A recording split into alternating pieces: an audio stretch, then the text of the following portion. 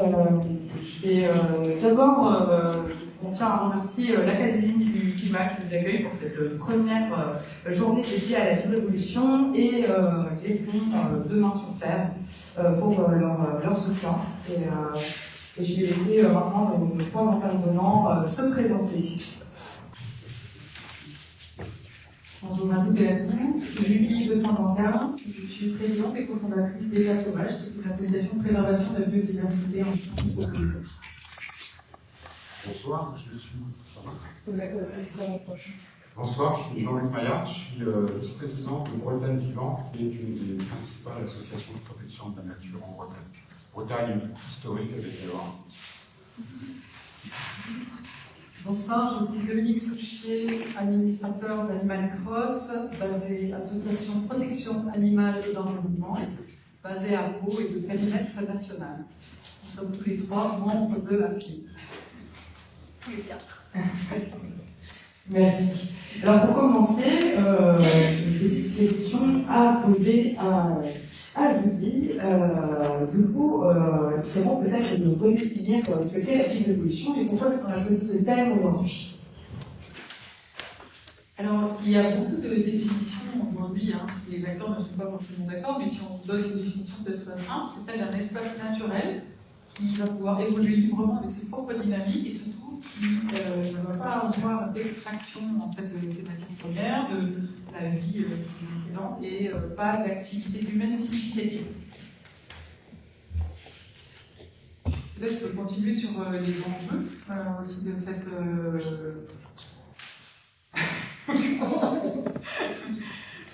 les enjeux en fait aujourd'hui de cet atelier, c'est peut-être déjà de vous faire prendre conscience que chacun peut être acteur de la libre évolution et que ce n'est pas réservé aux propriétaires. On pourrait penser que si on n'est pas propriétaire d'un terrain, d'un espace naturel, on ne va pas avoir son mot à dire. Et en fait, je voudrais essayer au travers de ce temps d'échange avec vous, de vous montrer que vous pouvez aussi avoir votre mot à dire, vous pouvez aussi faire bouger les lignes, que vous soyez donc propriétaire évidemment, mais aussi peut-être élu, peut-être aussi membre d'une association, un collectif ou simplement une entreprise, puisque les entreprises aussi ont leur rôle à jouer. Que des outils, il en existe plusieurs, on va essayer d'en présenter quelques-uns, justement, et peut-être avec des questions, on pourra aller plus loin sur certains. Et enfin, que la libre évolution ne concerne pas que les forêts, parce qu'on pense souvent à libre évolution forêt, vous en avez peut-être entendu parler dans les autres interventions préalables, mais la libre évolution, c'est aussi d'autres milieux, les zones humides, les littoraux, les prairies, et on y pense forcément un peu moins, mais ils sont aussi importants à préserver, même s'il peut y avoir d'autres dynamiques qui se mettent en place à ce moment-là. Merci beaucoup, Julie. Maintenant, je vous propose de faire un petit tour sur le terrain pour découvrir différents projets concrets de réalisation et d'espace de vie en libre évolution, avec différents lieux, différents moyens, en partant de projets de grande envergure et en partant des projets plus modestes. Et je m'adresse donc à Jean-Luc. Est-ce que tu pourrais me parler de projets mis en place par la collectivité et les élus? Les collectivités et les élus. Oui, donc, vous m'entendez bien?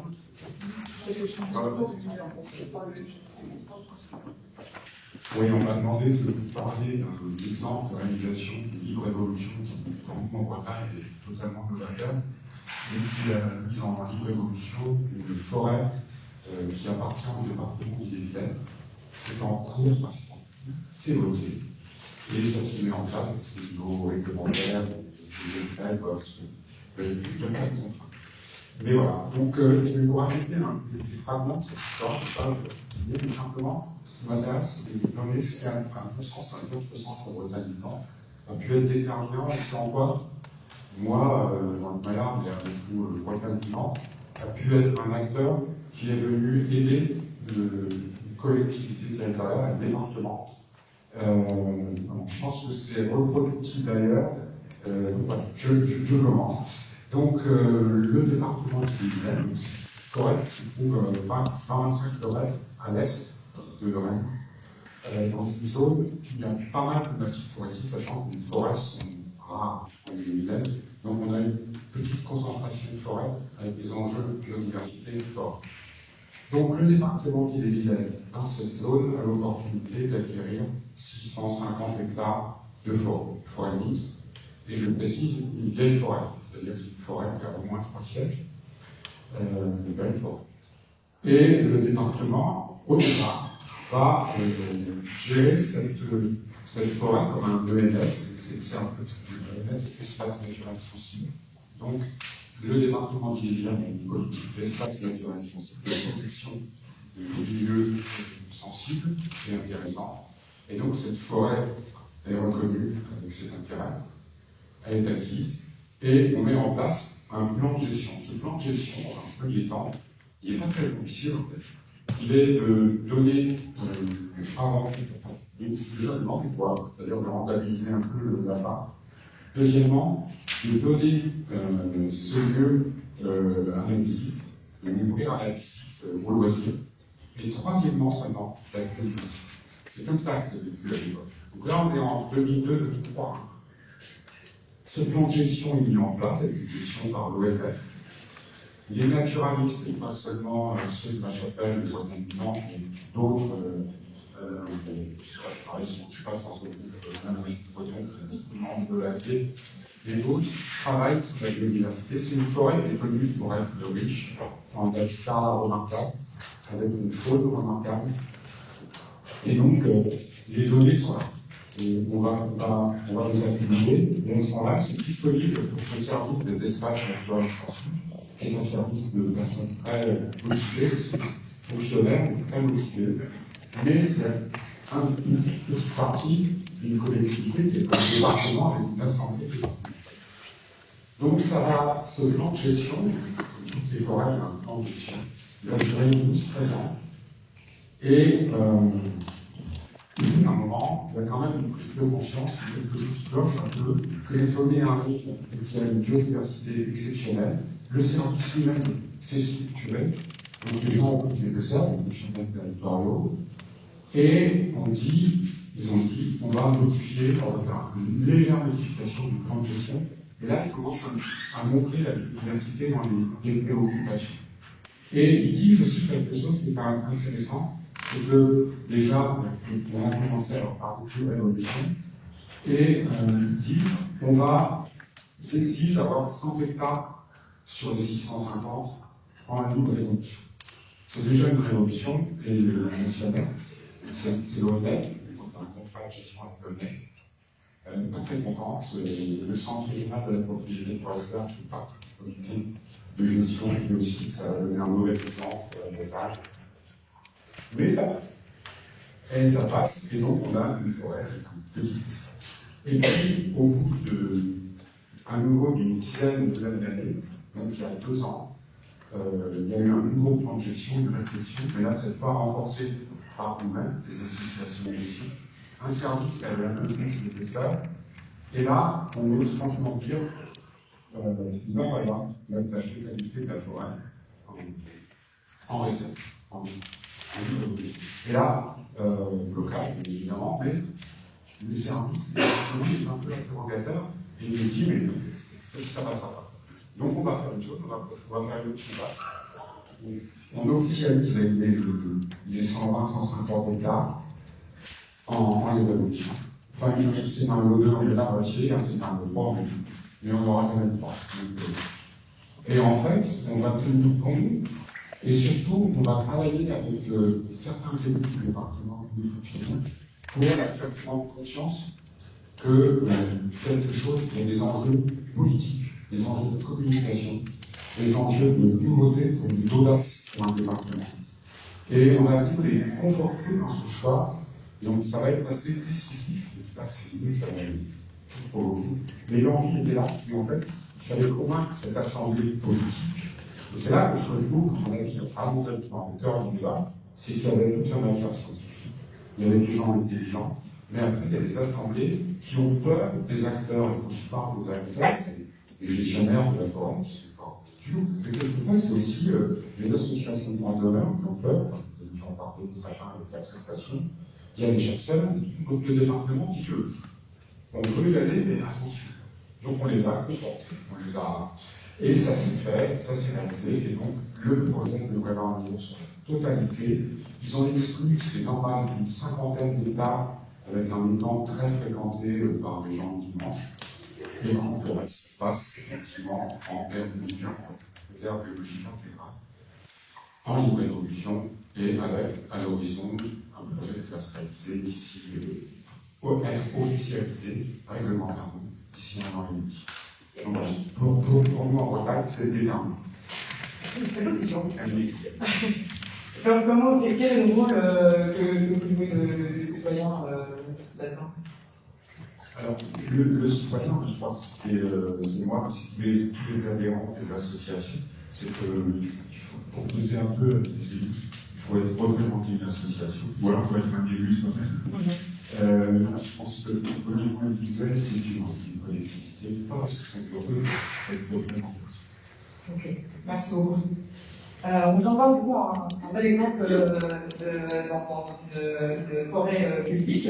Maintenant, qu'en est-il dans les forêts privées qui représentent quand même 3/4 du domaine boisé français? Oui, c'est bien effectivement de rappeler qu'en France, aujourd'hui, les 3/4 de nos forêts appartiennent à des propriétaires privés. Et non pas effectivement liés à l'État, mais à des collectivités. Donc ces propriétaires, ils sont au nombre de 3,3 millions. Donc c'est beaucoup de propriétaires qui ont aussi beaucoup de petites parcelles très denselées. Ça peut être un atout pour la évolution ou pas, après, du point de vue qu'on adopte.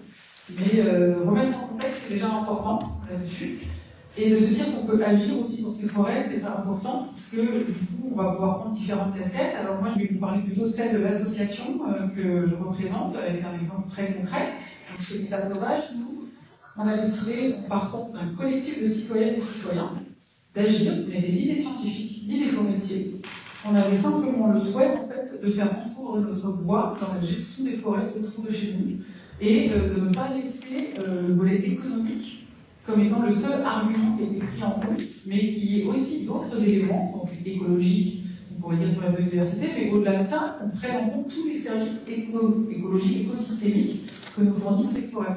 Ça veut dire le stockage du carbone, ça veut dire la rétention de l'eau, ça veut dire l'accueil de la biodiversité, ça veut dire aussi des usages qu'on peut avoir, nous, récréatifs, etc., qui sont en fait systématiquement laissés de côté. On les a bien identifiés, mais en fait, ils ne sont pas du tout pour autant pris en compte dans les choix de gestion.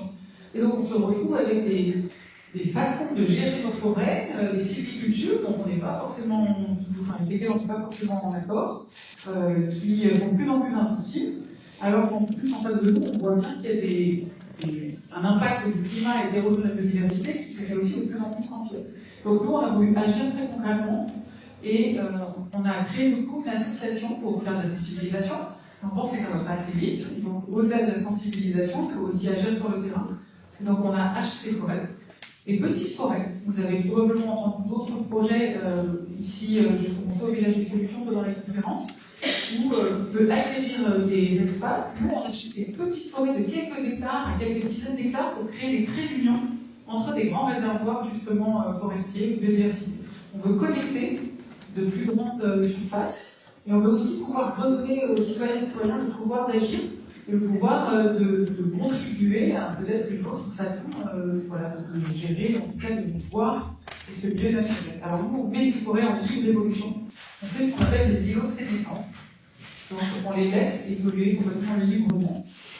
Et on veut essayer surtout en fait de montrer qu'il est possible de pouvoir avoir ces espaces en forêt privée, et que ce n'est pas réservé aux grands projets dans les forêts publiques, parce que l'ONF en fait, dans ces forêts aussi, mais que les propriétaires privés aussi peuvent avoir un impact. Alors vous allez me dire, tout le monde n'est pas propriétaire de forêt. Et avec 3,5 millions de propriétaires, 3,3 millions de propriétaires en France, il y a tout le monde qui connaît bien un propriétaire ou un cousin ou une tante, voilà, déjà ça. Et puis, dans les pistes aussi pour faire bouger les choses, il y a aussi d'influer sur des propriétaires directs ou indirects. Par exemple, les entreprises, on ne le sait pas, mais un certain nombre d'entreprises, notamment les banques, les assurances, détiennent un patrimoine forestier conséquent en France. Et vous êtes tous clients d'une banque, d'une assurance, vous pouvez aussi faire pression pour qu'il y ait au moins des espaces laissés en libre évolution, pas forcément tout, parce qu'il y a des attentes, mais une partie. Quand vous êtes citoyen et que vous n'êtes pas forcément propriétaire, vous pouvez rejoindre un collectif. Alors un collectif, ça peut être une association, un fonds de dotation, mais ça peut être aussi un groupement forestier citoyen et écologique. C'est une forme sociétaire, on prend des parts, Et la dimension citoyenne et écologique fait que justement on ne fait pas n'importe quoi et le mouvement forestier citoyen et écologique peut aller jusqu'à la libre évolution, même si souvent c'est la sylviculture douce.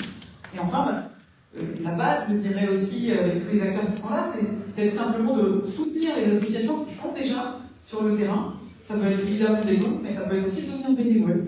Et ça permet de démultiplier l'impact que les structures qui existent déjà ont et d'accélérer voilà, ce processus qui avance trop lentement à notre goût à tous. Merci Julie pour ces éclairages. Et finalement, quand on est soi-même propriétaire, est-ce qu'il y a un moyen de protéger son espace en libre évolution sur le long terme? Dominique, est-ce que tu aurais des propositions? Alors, tout dépend bien sûr de la taille de votre terrain. Si c'est effectivement le jardin autour de votre maison, peut-être commencer à dédier une partie de votre jardin en évitant de le tondre. Vous verrez la différence entre cette partie qui sera un genre de friche et puis le reste de votre jardin.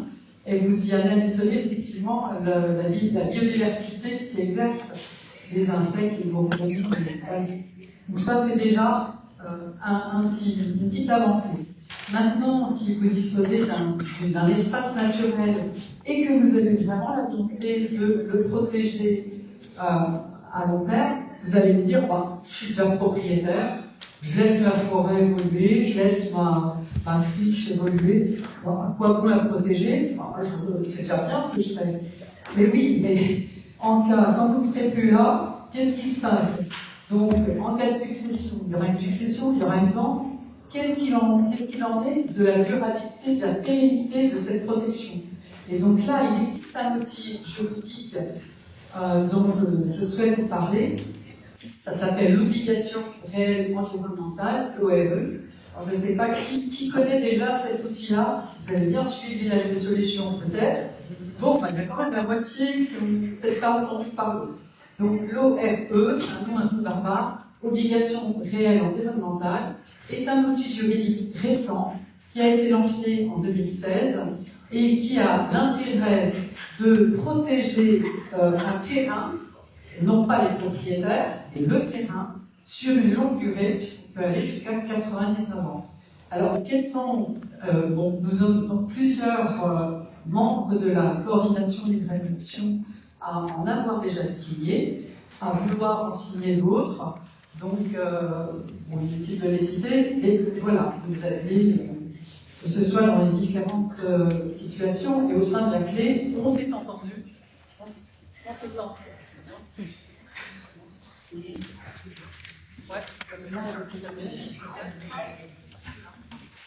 Au sein de la clé, on s'est entendu pour travailler sur un socle commun.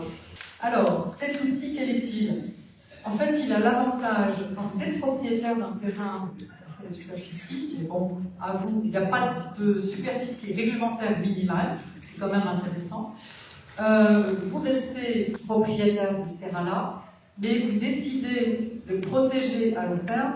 Nous souhaitons effectivement à ce niveau-là développer et utiliser l'ORE pour de la libre évolution. L'ORE est un outil juridique qui peut s'appliquer à différentes utilisations. En ce qui nous concerne au sein de la clé, on le trouve très intéressant pour de la libre évolution. Vous êtes propriétaire, vous le restez, et vous créez finalement un genre de servitude environnementale de longue durée sur ce terrain-là. Donc cette servitude, ce contrat, il est attaché au foncier, et de ce fait-là, il va perdurer au-delà de votre propre propriété. Donc sur la durée qui peut atteindre 99 ans, il s'impose de fait aux successeurs en cas de vente pendant la durée.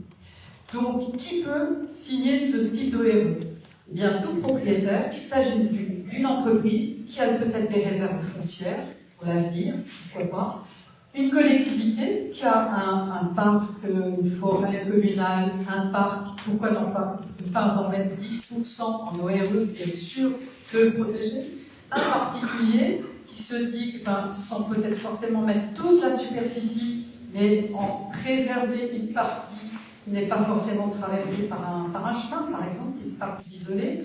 Donc tout est possible. Ce contrat se signe entre le propriétaire et un co-contractant. Qui peut être ce co-contractant? Il faut que ce soit une association donc dont l'objet est de la protection environnementale, ou bien une collectivité. Ce qui fait qu'une mairie qui souhaite s'engager là-dedans peut signer avec son département, ce qui fait qu'un propriétaire peut signer avec une association, etc. Donc il y a des... donc comment ça se décide? Le contrat est un contrat notarié, donc qui est ensuite publié au registre de la publicité foncière, ce qui garantit sa pérennité et sa transmission, si vous voulez. Et dans ce contrat, on décrit les obligations, les choses à faire et à ne pas faire auxquelles s'engage le propriétaire et les choses à faire et à ne pas faire auxquelles s'engage le cocontractant. Donc, en ce qui nous concerne, par exemple, là, j'ai une expérience, on a signé 2 hectares, certes, avec une mairie. C'est protégé pendant 99 ans. Il y aura, le maire va enlever le terrain du périmètre de la chasse, ce qu'il pouvait faire dans cette édition-là. Il n'y aura on laisse faire la nature. Et en fait, il nous a demandé à nous, co-contractants, d'assurer un diagnostic, un inventaire naturaliste à l'année 1, d'en faire tous les 10 ans, on part sur 99 ans quand même, et puis, lorsque c'est sur un fond d'une impasse, de mettre 2 petits panneaux de zone de tranquillité, etc. Donc, on ne fait pas trop de pub non plus, pour éviter effectivement d'attirer les produits. Donc voilà, et nous allons effectivement apporter ponctuellement un conseil s'il y a des changements de réglementation, ou une veille juridique, ou un accompagnement.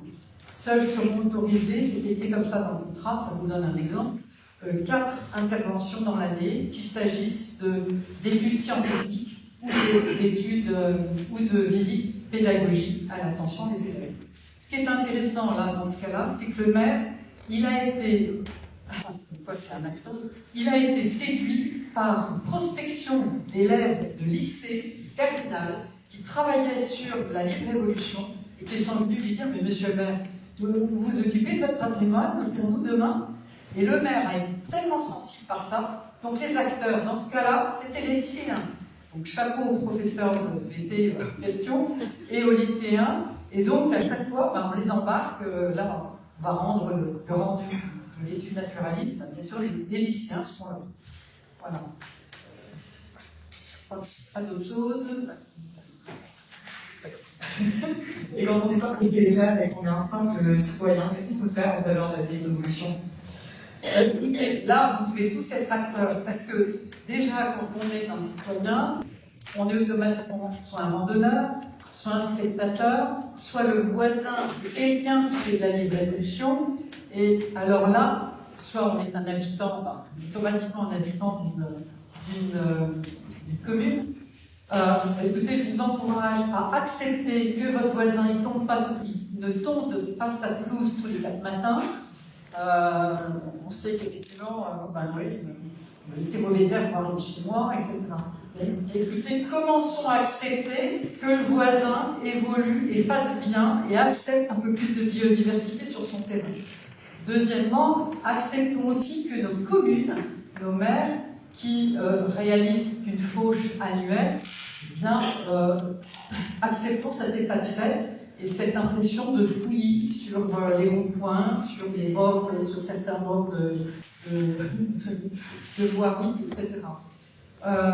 Acceptons aussi effectivement que les forêts ne soient pas entretenues et surtout, changeons notre regard, émerveillons-nous. Et puis, je crois que plus on creuse les choses, mais je pense qu'un certain nombre d'entre vous, si vous êtes là, si vous êtes déjà convaincus, admirons, émerveillons-nous et admirons la nature. Et puis, faisons passer le message à nos amis, à nos enfants. Voilà. Super, merci à tous les trois.